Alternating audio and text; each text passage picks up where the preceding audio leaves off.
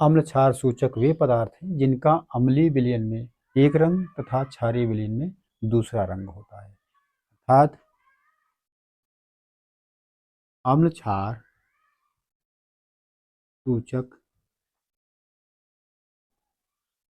क्षार सूचक वे पदार्थ हैं जिनका अम्लीय विलयन में एक रंग तथा क्षारीय विलयन में दूसरा रंग, अर्थात पीएच मान में उचित परिवर्तन के साथ इनके रंग में परिवर्तन हो जाता है, उसे ही हम अम्ल क्षार सूचक कहते हैं। जब किसी अम्ल क्षार सूचक का रंग विलयन के पीएच पर निर्भर करता है तो किसी अम्ल या क्षार सूचक का रूप परिवर्तन पीएच के एक निश्चित रेंज में होता है या एक निश्चित परिसर में होता है, उसे हम पीएच परिसर कहते हैं।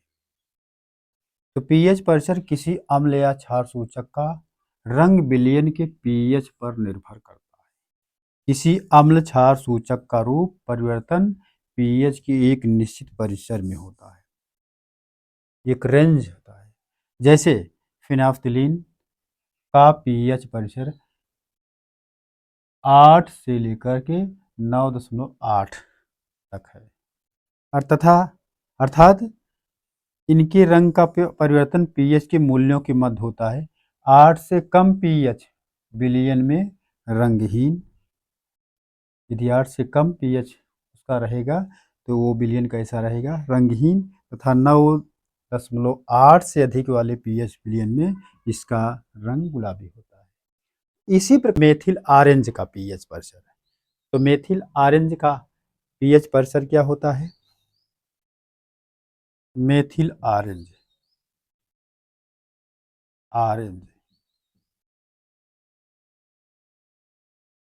का पीएच परिसर, पीएच रेंज इसका होता है,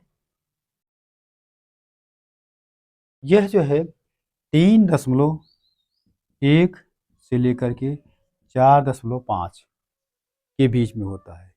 3.1 के पहले ये लाल होता है और बाद में ये इस रेंज में जो है पीला हो जाता है, अर्थात इसका पीएच परिसर लाल पीला।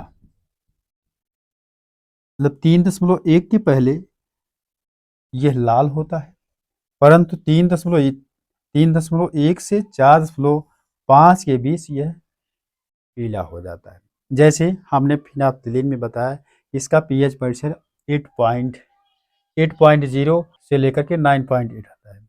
तो 8 पॉइंट से पहले अर्थात 8 से कम पीएच वाले विलयन में ये रंगहीन होगा, और इस रेंज में 8 से 9 के बीच में ये क्या हो जाएगा, गुलाबी रंग का हो जाएगा। मेथिल ऑरेंज भी ऐसा ही है कि ये 3.1 के पहले लाल और 3.1 और इस रेंज, इस परिसर, इस क्षेत्र, हाँ, इस रेंज के अंदर जो है पीला हो। इसका पीएच परिसर 5.5 के पहले ये लाल रहता है और 5.5 से इनके मध्य या इनके परिसर में के रेंज में इसका रंग नीला होता है। अम्ल क्षार सूचक के निम्न 2 सिद्धांत हैं। एक है पोस्टवाल्ड का सिद्धांत और दूसरा है क्यूरेनाइट का सिद्धांत।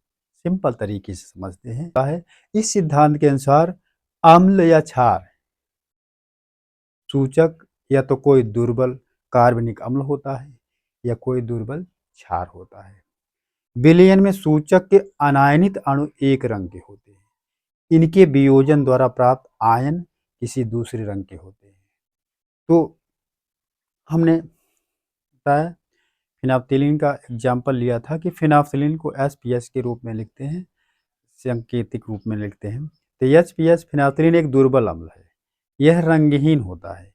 इसे जब जल में घोला जाता है तो ये रंगहीन एच पॉजिटिव आयन में तथा गुलाबी रंग के ऋण आयनों में आयनित होता है। ये पॉइंट एग्जाम्पल देखते हैं कि फिनाफ्थिलीन की बात है। तो फिनाफ्थिलीन में